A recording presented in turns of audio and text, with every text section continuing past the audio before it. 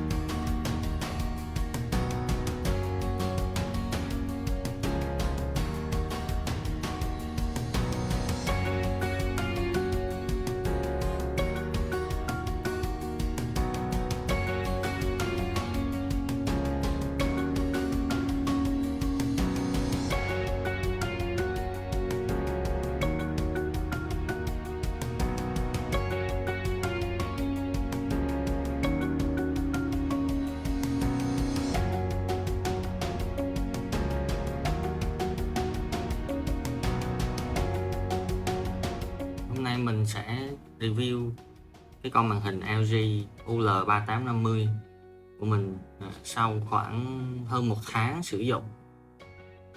Thì đây là con màn hình 27 inch với chất lượng màn hình là 4K. Thì mình đang sử dụng nó để làm những cái công việc hàng ngày với work from home hoặc là để dạy online. Thì hôm nay mình sẽ giới thiệu tổng quan và chia sẻ một chút những cái cảm nhận của mình sau khi mà mình đã sử dụng nó được 1 tháng. Rồi đầu tiên là về thiết kế màn hình. Thì như các bạn có thể thấy rằng là đây là một con màn hình được thiết kế rất là chi tiết, rất là đẹp. Tất nhiên rồi, bởi vì nó cũng không phải là một con màn hình rẻ tiền. Cái giá mình mua lúc mua nó là phải tầm 11 triệu hơn. Thì cái giá này nó đã hơi đắt so với lại ngày xưa, bởi vì hình như là bởi vì đợt này mọi người work from home quá là nhiều, cho nên cái giá màn hình cũng như laptop nó tăng khá là dữ dội. Thì về cái thiết kế thì cái màn hình được thiết kế rất là mượt mà. Các bạn thấy nó rất là mượt mà, nhìn mọi thứ chi tiết rất là đẹp. Với cộng với lại một cái thanh ở đây để chúng ta có thể nhét dây vào được. Rồi, và cái màn hình này nó có khả năng là chúng ta có thể kéo nó lên rất là dễ dàng, thay đổi độ cao rất là dễ. Là chỉ việc cầm cái thanh này thôi mà kéo lên, kéo lên một chút. Hôm nay nó cứng thế nhỉ, có thể cầm vào đây đi, thấy không? Thì cái chân màn hình nó được kéo lên rất là đơn giản, và các bạn có thể sử dụng một tay chỉ để nâng cái chiều cao của màn hình lên, thấy không? Rất là đơn giản để nâng chiều cao của màn hình.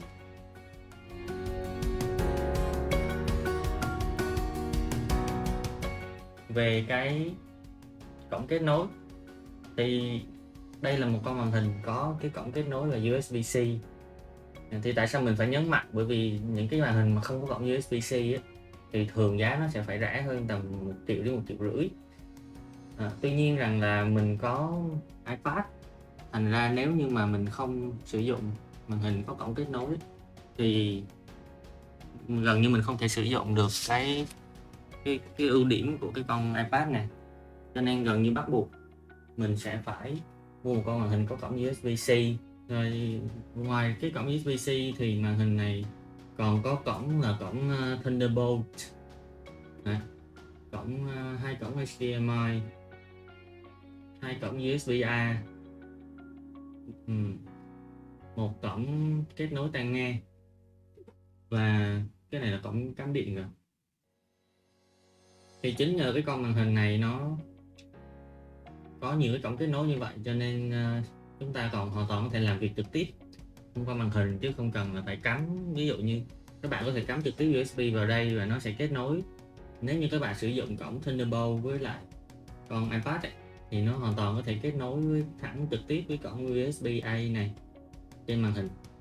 Còn nếu như mà chúng ta dùng HDMI thì hình như chúng ta không thể nào kết nối với lại cái cổng USB-A này đâu. Thì mình dùng Dell, thành ra cơ bản thì hiện tại mình vẫn chưa sử dụng được cái cổng Thunderbolt này. Ok, bây giờ mình sẽ phân tích một số cái nguyên nhân tại sao mình lại mua cái màn hình này. Đây. Thì cái nguyên nhân đầu tiên á, là bởi vì cái nghề nghiệp của mình. Thì mình là một người dạy học, cho nên mình sẽ rất là cần một cái gì đó để mình có thể giúp cho mình có một cái tầm nhìn nó rộng hơn để có thể chấm điểm. Thì các bạn biết rồi, thường thì nếu như mình chấm bài thì mình sẽ phải thường mình chấm bài thì mình sẽ phải đọc bài rất là nhiều, các bạn biết, rất là nhiều cái bài tập, các bạn thấy không? Đấy, thì cho nên cái màn hình nó phải đủ cái độ phân giải lẫn cái kích cỡ. Thì hồi đầu mình rất là phân vân giữa màn hình 24 inch hay là màn hình 27 inch, bởi vì các bạn biết rồi, màn hình 27 inch thì nó đắt hơn cái màn hình 24 inch rất là nhiều. Đấy, tuy nhiên rằng là sau khi mà mình cân nhắc thì mình dùng một cái trang A4 để mình có thể tưởng tượng ra được là mình nên chọn màn hình nào. Thì như các bạn có thể thấy rằng là đối với cái màn hình này thì khi các bạn sử dụng nó thì các bạn sẽ có cảm giác như các bạn có tới hơn 2 trang giấy. Vì cái màn hình 27 inch thì nó rộng hơn một cái trang A4 rất là nhiều, các bạn thấy không? Trang A4 của mình nó vẫn còn dư một khúc khi mình để sát vô một bên màn hình này. Và nó dư trên dư dưới cũng tầm 3 phân trên và dưới. Thì với cái độ dư này nó sẽ cho chúng ta một cái tầm nhìn rộng hơn rất là nhiều, và dư sức để chúng ta có tới 2 trang giấy trên màn hình. Thì nó sẽ giúp cho chúng ta đỡ mỏi mắt hơn, bởi vì các bạn biết rồi, khi mà mình chấm bài thì cái con số hay là cái con chữ nhìn nó rất là nhỏ, và mình đang ngồi với một cái khoảng cách khoảng 60 cm. Thì cái việc mà cái màn hình nó có độ phân giải cao và nó rộng nó rất là quan trọng. Thì thường thì các bạn cứ tưởng là cái màn hình văn phòng thì nó không cần phải tiêu tốn nhiều tiền. Tuy nhiên mỗi màn hình thì nó lại yêu cầu những cái khác nhau về công năng để phục vụ cho cái nhu cầu của mỗi người. Ví dụ như thường những cái bàn chơi game các bạn sẽ thấy nó có tần số quét rất là cao, có thể lên tới 170 Hz. Bởi vì sao? Bởi vì khi mà chơi bắn súng đồ thì nó sẽ cần những cái màn hình có tốc độ cao, phản ứng cao, để cái người bắn súng người ta hay là những cái game mà cần tốc độ cao người ta có thể phản ứng kịp với lại tình huống. Tuy nhiên rằng là những màn hình đó thì không thể nào yêu cầu độ phân giải cao được. Tuy nhiên ngược lại, với những cái người mà sử dụng cái màn hình cho những công việc văn phòng như thế, thì các bạn nhìn cái con chữ, vì cái con chữ mà nó đủ sắc nét thì nó sẽ giúp cho cái đôi mắt các bạn nó đỡ phải điều tiết hơn và nó đỡ phải mỏi hơn. Bởi thế việc chọn một cái màn hình 4K cho làm việc văn phòng đó là một trong những cái điều gọi là cực kỳ quan trọng đối với những cái người mà có cái tần suất làm việc thời gian dài. Ngoài ra thì mình còn là cái người mà làm video nữa, đúng không nào? Và đôi lúc thì mình còn hay đọc báo, hay đọc tin tức, và cho nên mình sẽ rất là cần những cái màn hình mà nó có thể thể hiện đủ cái độ chi tiết ở trên màn hình. Ví dụ các bạn thấy không, đây là một cái đồ thị chứng khoán chẳng hạn. Và một cái màn hình rộng nó sẽ giúp cho chúng ta nhìn rõ ràng hơn vào những cái xu thế và những cái xu thế mà hiện tại của cái đồ thị chứng khoán. Ngoài ra thì một cái màn hình 4K nó có thể giúp cho mình có thêm rất là nhiều cái không gian làm việc. Như các bạn có thể thấy, mình có thể có thêm một cái màn hình nữa. Khi mình sử dụng laptop thì mình sẽ có khả năng có thêm được một cái màn hình nữa trong cái này. Và với cái cổng USB-C mà các bạn thấy ở đây, với cái cổng USB-C này thì mình còn có thể kết nối thêm một cái phương tiện làm việc nữa mà mình rất là thích, đó là sử dụng chính cái con iPad của mình. Chính cái con iPad của mình ở đây. Đấy. Thì với cái cổng USB-C thì chúng ta có thể kết nối với iPad rất là dễ dàng.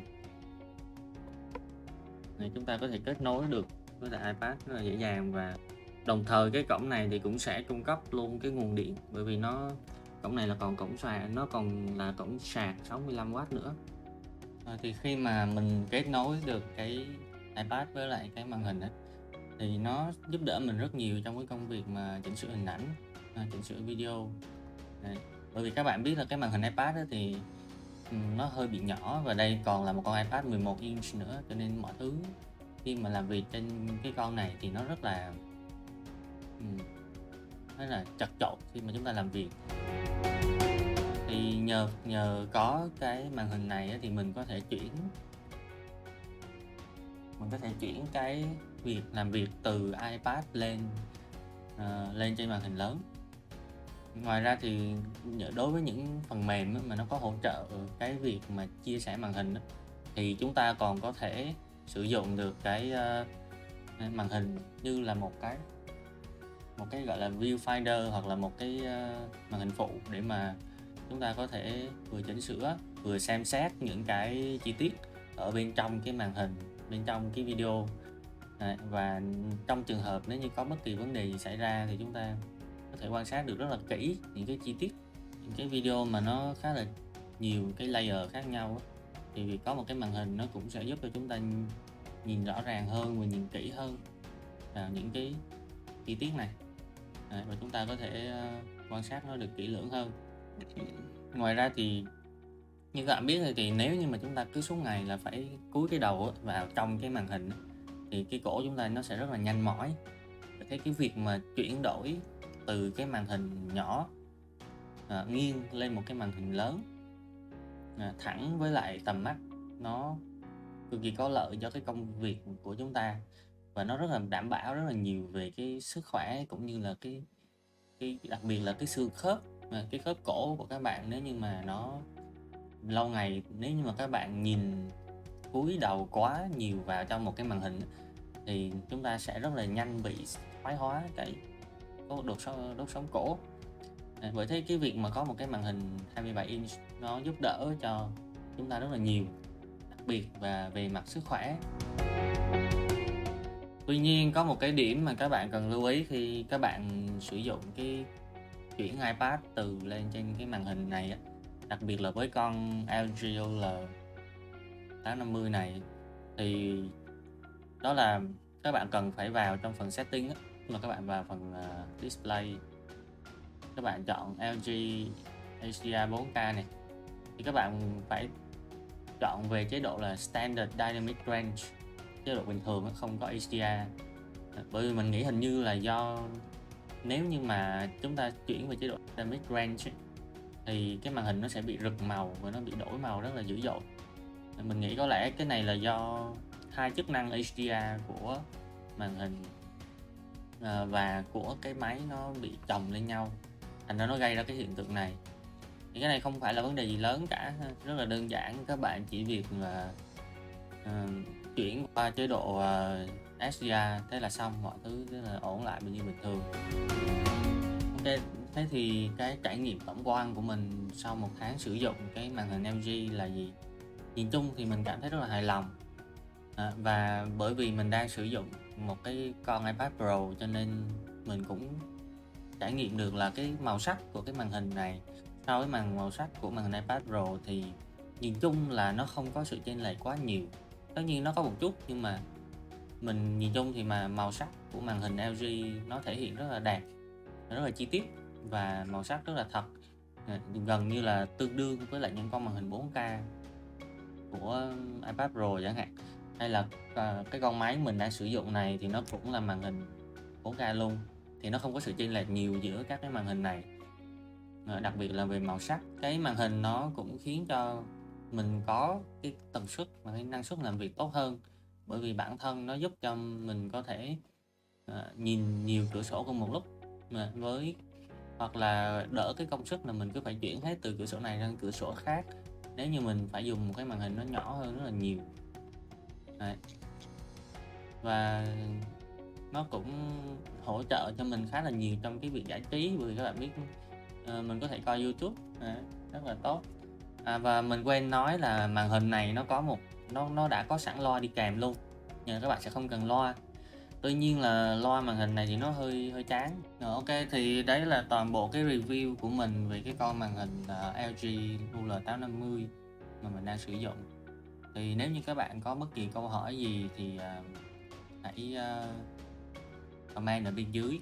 Và các bạn, nếu như mà các bạn muốn theo dõi hoặc là ủng hộ mình để ra những cái video tiếp theo thì vui lòng like và subscribe những cái video và cái kênh này. Ok, cảm ơn các bạn đã lắng nghe. Xin chào tạm biệt. Bye bye.